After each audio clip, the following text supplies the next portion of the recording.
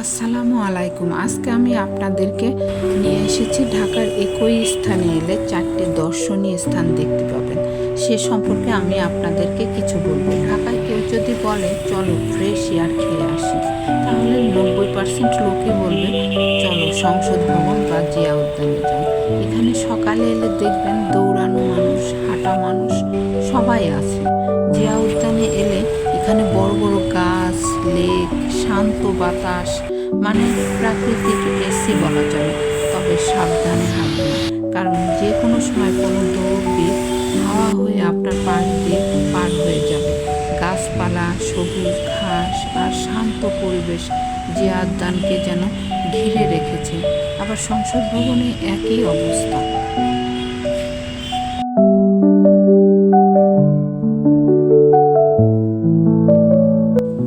জিয়া উদ্যান এবং সংসদ ভবনের পাশেই আছে নব থিয়েটার ও মিলিটারি থিয়েটার।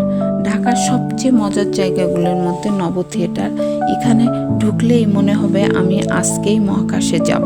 যদিও সত্যি সত্যি যাওয়া হবে না, কিন্তু মনে হবে মহাকাশে চলে গেছেন। গম্বুজ থিয়েটারের ভিতরে যখন 3D ডোম শো শুরু হয়, চারপাশে অন্ধকার আর হঠাৎ গ্রহ তারা ঘোরাঘুরি শুরু করে। আপনি ভাববেন এটা কি বাস্তব, নাকি আমি নাসাতেই জয়েন করে ফেললাম। প্ল্যানেটস, স্পেস, ব্ল্যাক হোল সব কিছু এত বাস্তব মনে হবে যে আপনি মাঝে মাঝেই মনে হবে আপনি চাঁদে উঠে সেলফি তুলি নাকি। নব থিয়েটার শুধু শিশুদের না, বড়দেরও মাথা ঘুরিয়ে দেয়। এটা বাংলাদেশের স্পেস নিয়ে জানার সবচেয়ে মজার জায়গা। তবে এখানে ভিড় লেগেই থাকে। তবে শুক্র শনিবারে যদি আপনি আসেন তাহলে বেশি ভিড় থাকে, আর অন্য দিন ভিড়টা কমই থাকে। নব থিয়েটারের গেটের সামনেই টিকিট কেটে নিতে পারবেন। আরও আছে নব থিয়েটারের পাশে মিলিটারি থিয়েটার, সেটাও দেখার মতো ভালো লাগার জায়গা।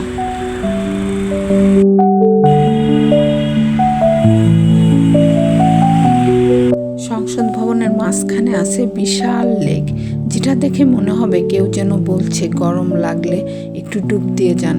কিন্তু না ভাই, ডুব দিতে গেলেই সাথে সাথে ভাইরাল, তারপরে খবরের শিরোনাম। যাই হোক, সংসদ ভবনের শুধু দেশের আইকনের মতোই না, পুরো পৃথিবীর অন্যতম সুন্দর পার্লামেন্ট ভবন। বাইরে দাঁড়ালে মনে হবে একটা ছবি তুলি। সংসদ ভবনে কেউ আসে পরিবার নিয়ে ঘুরতে, আবার কেউ বা আসে হাঁটতে, আবার কেউ বাচ্চাদের নিয়ে বেড়াতে আসে, দাঁড়িয়ে চা খাচ্ছে অথবা খেলা করছে এরকম দেখবেন। আবার কেউ অনেক দিন ধরে, কিছু লোক আছে তারা ব্যবসা করছে এখানে। আসসালামু আলাইকুম ভাই, কেমন আছেন? কেমন আছেন? কতদিন ধরে এখানে ব্যবসা করতেছেন? কত বছর? 30 বছর। বাবা, অনেক দিন। এখানে লোকজন আসে কখন? বিকেলবেলা। আর কয়টা পর্যন্ত এটা খোলা থাকে? লোকজন থাকে? হ্যাঁ, থাকে। আপনার ইনকাম কেমন হয় এখানে? কয়টা ছেলে মেয়ে? কয়টা? 3জন। পড়ালেখা করে?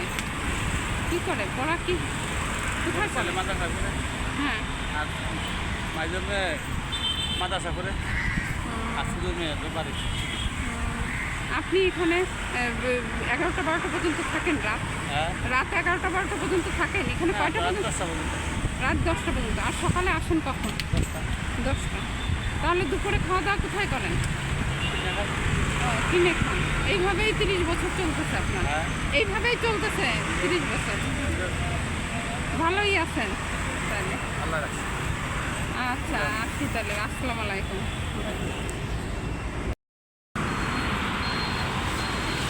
আসসালামু আলাইকুম ভাই, কেমন আছেন? আলহামদুলিল্লাহ ভালো আছি। আপনার নাম কি? আমার নাম মোহাম্মদ লিটন শেখ। লিটন শেখ।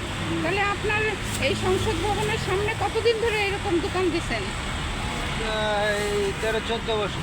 13-14 বছর। আচ্ছা, তাহলে আপনার দোকানের নাম কি? লিটন ভাইয়ের দোকান? Liton Sheikh tea store. ও আচ্ছা, তাহলে লিটন ভাইয়ের দোকান এটা? লিটন ভাইয়ের দোকান। দর্শক ভাই, আপনারা যখন এখানে আসবেন লিটন ভাইয়ের দোকানে আসবেন।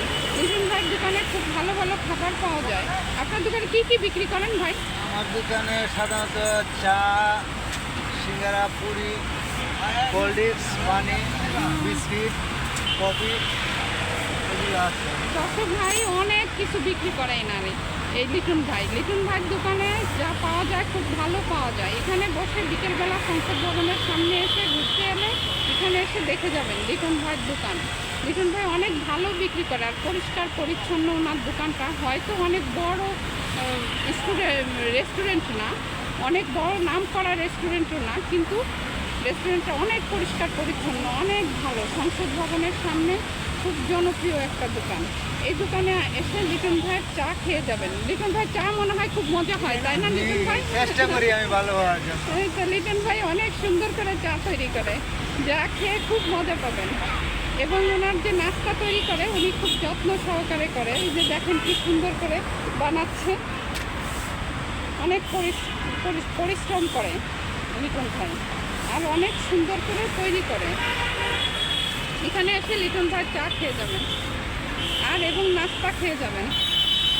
তাহলে ভালো থাকবেন লিটন ভাই। আসি, আল্লাহ হাফেজ, আবার দেখা হবে।